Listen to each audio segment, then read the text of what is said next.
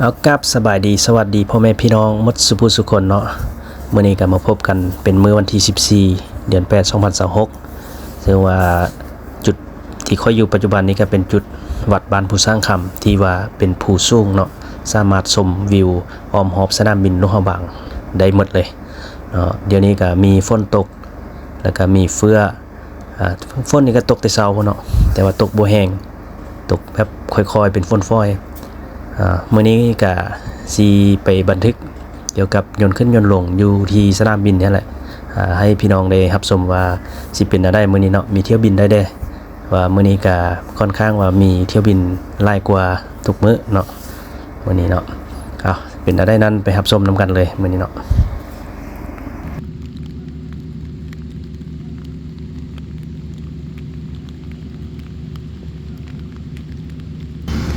สบายดีพ่อแม่พี่น้องเดี๋ยวนี้ค่อยกับอยู่จุดแคมป์เดินกำลังไทยยนต์ ATR 76เป็นไส้การบินลาวเพิ่นกำลังโหลดผู้โดยสารที่ไปเวียงจันทน์เนาะเป็นเที่ยวเช้าซึ่งว่ามื้อนี้ก็มีฝนตกแต่เช้าเนาะท้องฟ้ามืดครึ้มนี่คือบรรยากาศพร้อมหอบสนามบินก็ความเห็นไกลก็ยังดีอยู่ประมาณ 4-5,000 เนาะซึ่งว่ามื้อนี้ก็มีรายสายการบิน DCC มาลงเดินสนามบินหลวงพระบางเฮาเดี๋ยวสิเก็บภาพให้เบิ่งเนาะคือว่าผู้ทางในเมืองนี้เห็นเนาะแต่ว่าบ่เห็นแจ้งเนาะว่าฝนนี่ก็บ่ได้ตกแห้งฝนคอยเป็นฝนฟ้อยเนาะ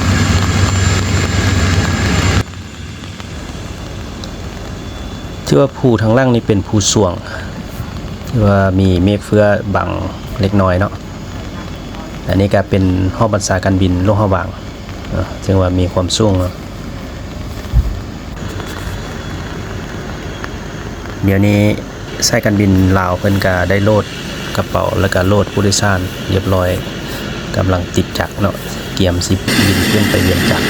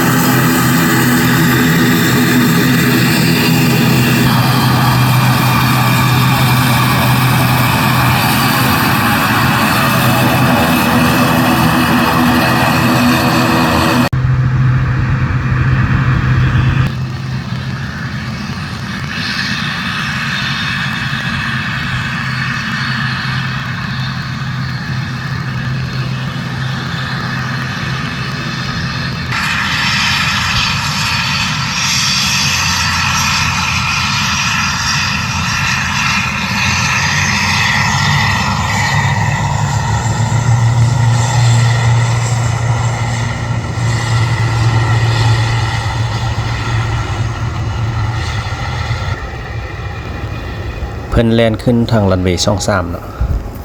แต่ว่าพื้นรันเวย์ก็ยังเปียกฝนอยู่เห็นละอองน้ำเวลาเพิ่นแล่นขึ้นเนาะ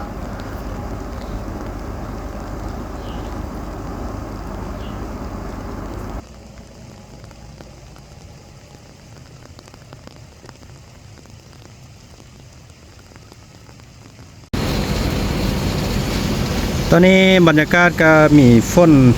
หน่อยเนาะอันนี้เป็นวิวออมขอบเขตสนามบินทางเจ้าหน้าที่รักษาความปลอดภัยเพิ่นก็ได้ลาดตระเวนกวดกาเบิ่งความปลอดภัยอยู่ภายในสนามบินเนาะ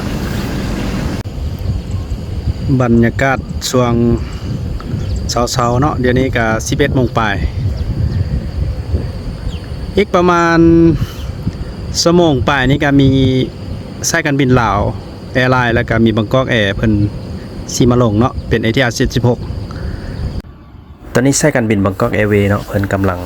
ลงทางซ่อง3เป็น ATR 76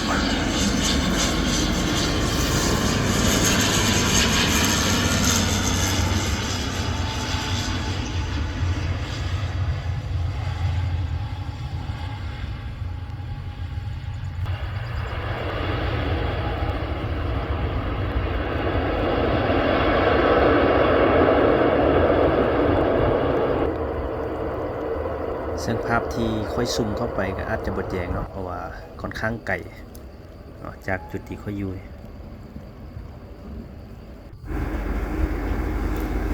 ตามมาด้วยลาวแอร์ไลน์เนาะเพิ่นเป็นเบอร์2ลงทางรันเวย์ช่อง3คือกันก็เป็นเที่ยวเสาเนาะที่ว่าเพิ่นขึ้นเมื่อมื้อเสาร์นี่แล้วก็เป็นเที่ยวกลับจากเวียงจันทน์มาลงโรงพยาบาล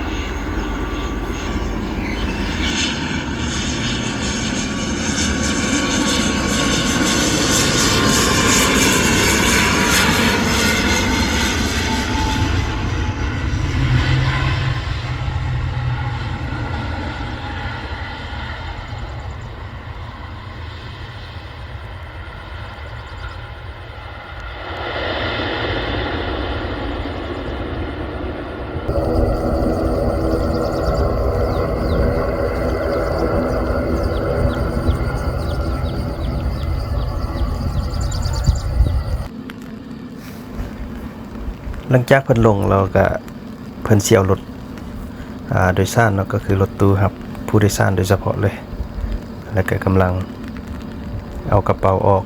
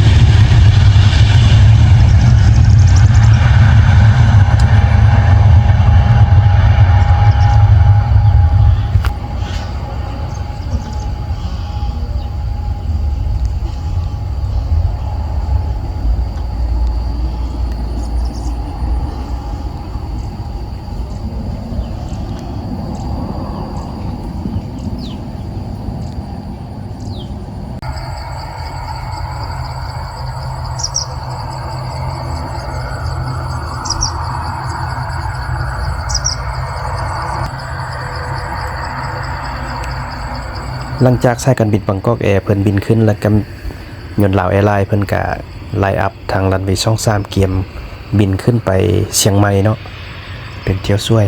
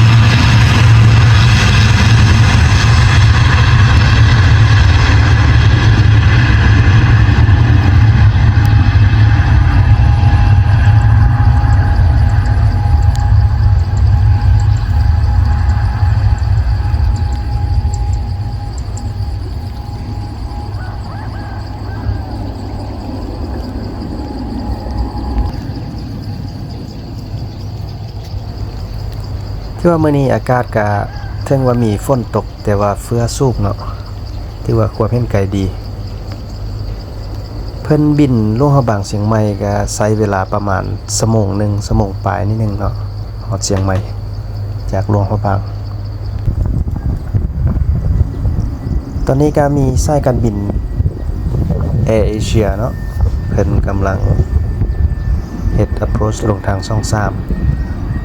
เป็นชนิดยนต์ Airbus 320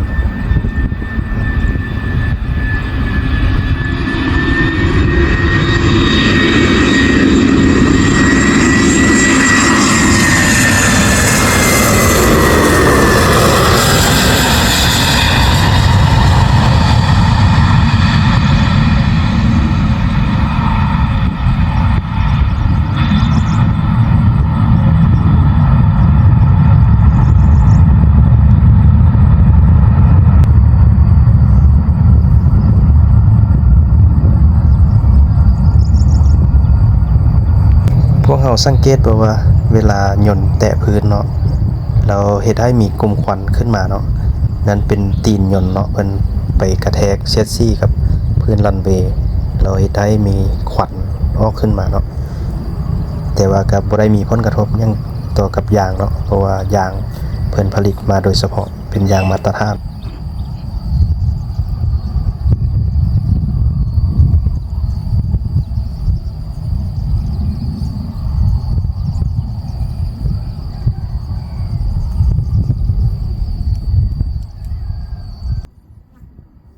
ตามมาด้วยสายการบินเวียดนามแอร์ไลน์เนาะเพิ่นบินมาแต่น้อยบ่าย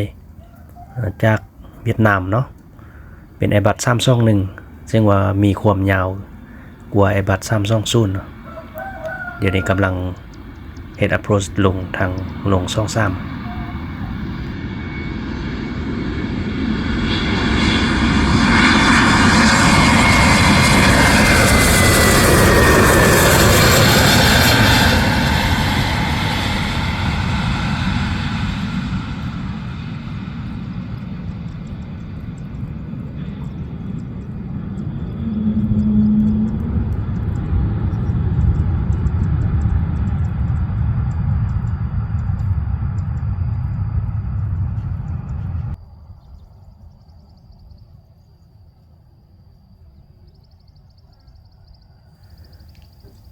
หลังจากเวียดนามแอร์ไลน์เพิ่นลงก็มีแอร์เอเชียกำลังแท็กซี่ออกมาสิขึ้นทางรันเวย์23บินกลับดอนเมืองเนาะสุวรรณภูมิเดี๋ยวนี้เพิ่นก็แท็กซี่ส่วนกันแต่ว่าเป็นคนละแท็กซี่เนาะหรือว่าแอร์เอเชียจะแท็กซี่ออกแท็กซี่เวย์อัลฟาแต่ว่าเวียดนามแท็กซี่เข้าไปพาร์กิ้งเป็นแท็กซี่เวย์บราโว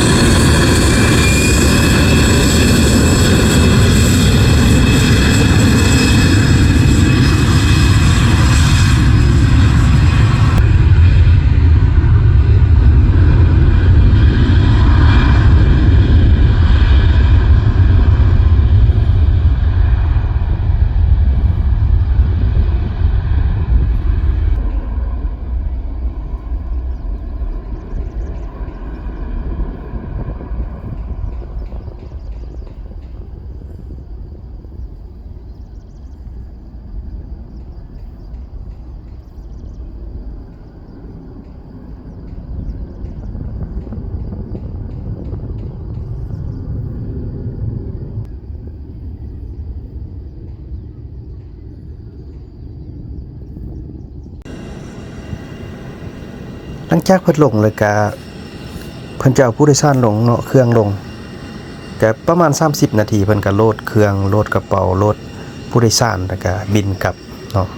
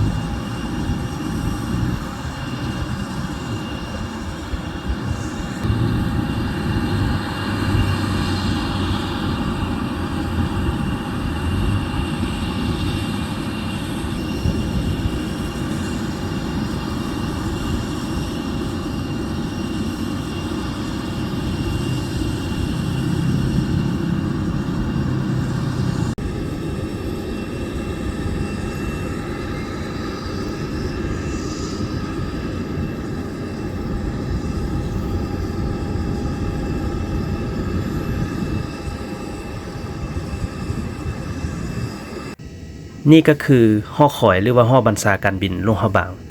ซึ่งว่าเจ้าหน้าที่เพิ่นจะมีหน้าที่ควบคุมจราจรทางอากาศควบคุมจัดสรรน่านฟ้าเกี่ยวกับเครื่องบินขึ้นลงหรือว่าเข้าออกสนามบินสากลหลวงพระบางให้มีความปลอดภัย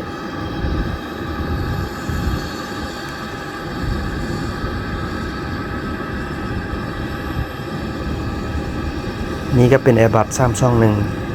ซึ่งว่ามีรูปร่างลักษณะที่ว่าออกแบบสวยงามเนาะ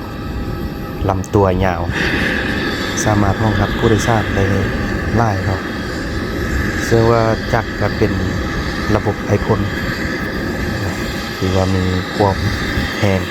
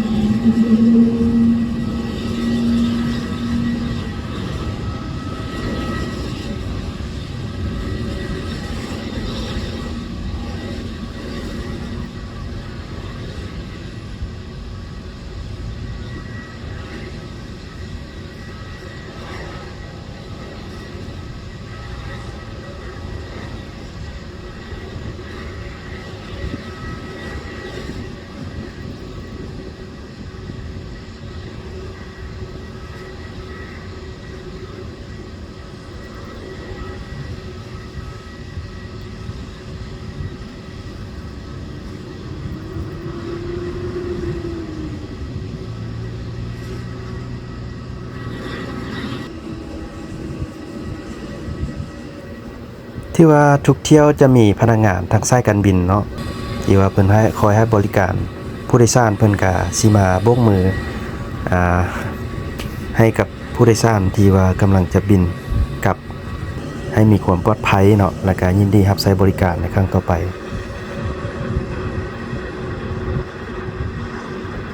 ที่ว่าเป็นการบริการและก็ให้ความอบอุ่นกับผู้โดยสารเนาะ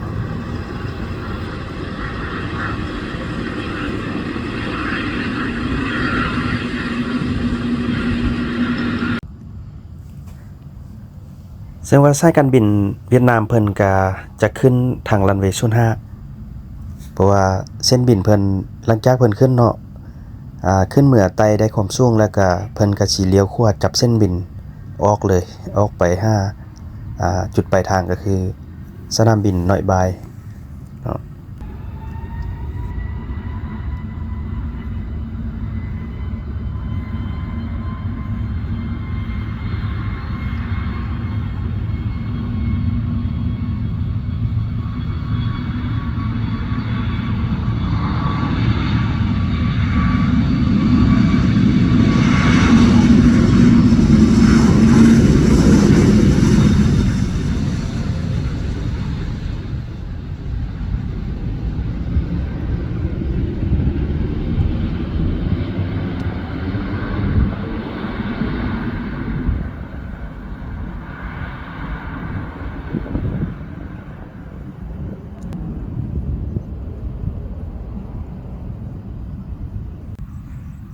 ตอนนี้ท่านผู้ชมได้เห็นนี่ก็เป็น ATR 76เป็นสายการบินลาวเนาะที่บินจากเชียงใหม่ที่ว่าเพิ่นขึ้นช่วงตอนช่วยเนาะก็อันนี้ก็เป็นค่ากลับจากเชียงใหม่มาลงหลวงพระบางเพิ่นลงทางในเมืองเนาะทางรันเวย์05หรือว่าดินฟ้าอากาศความเห็นไกลดีเพิ่นจะลงทางรันเวย์05เนาะเพราะว่าเส้นบินเพิ่นก็บินจากเชียงใหม่ตรงมาลงเลย05 เป็นเส้นบินที่ว่าซื้อรันเวย์แล้ว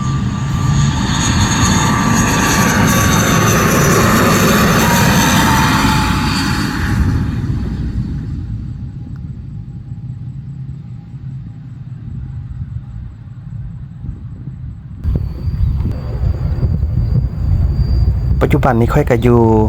แคมป์หัวเนาะแคมป์หัวสนามบินถึงว่าได้ถ่ายบันทึกวิดีโอให้ผู้ชมได้เบิ่งในตอนนี้เนาะแล้วก็เห็นผู้ใกล้ๆเพิ่นก็แม่นผู้ซี่เนาะซึ่งว่าตั้งสูงสง่าอยู่จุดกลางเมืองหลวงพระบางซึ่งว่ามื้อหน้านี้ค่อยสิขึ้นเมื่อถ่ายวิวให้เบิ่งเนาะอยู่จุดผู้ซี่ถ่ายมาทางสนามบินนี่จะเป็นวิว360องศาซึ่งว่ามีความงามมื้อนี้ท้องฟ้าก็ค่อนข้างปลอดโปร่งแจ่มใสเนาะเพื่อท้องฟ้าสีครามที่ว่ามีวิวที่งามช่วงนี้กับช่วงแรงๆเนาะ 4-5 โมงแรง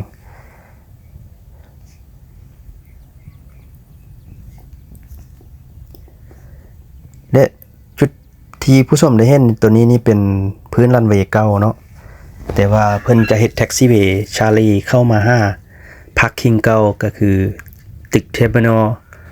ของผู้โดยสารสนามบินเก่าเนาะในเมื่อก่อนเนาะแต่ว่าเดี๋ยวนี้เพิ่นก็ยังใช้อยู่เนาะสามารถยนต์จอดได้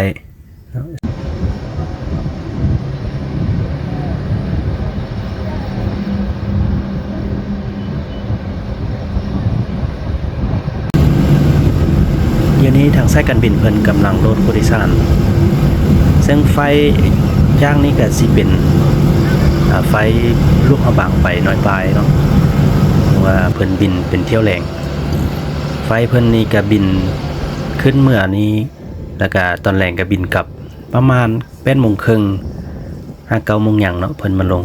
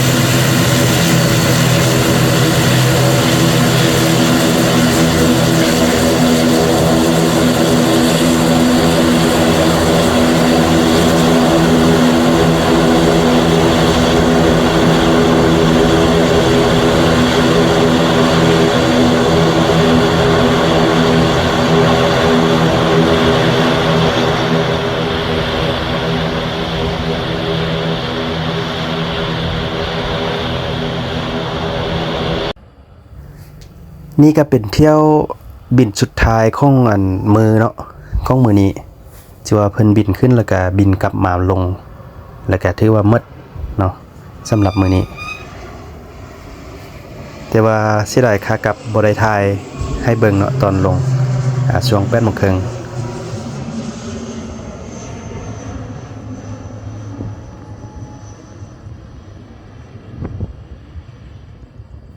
เอาท่านผู้ชมอันนี้ก็เป็นเทปบันทึกที่ว่าค่อยได้ถ่าย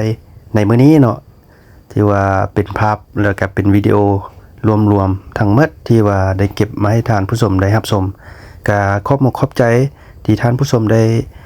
เข้ามาติดตามชมเนาะอย่าลืมกดไลค์กดแชร์กดติดตามข้าพเจ้าเด้อ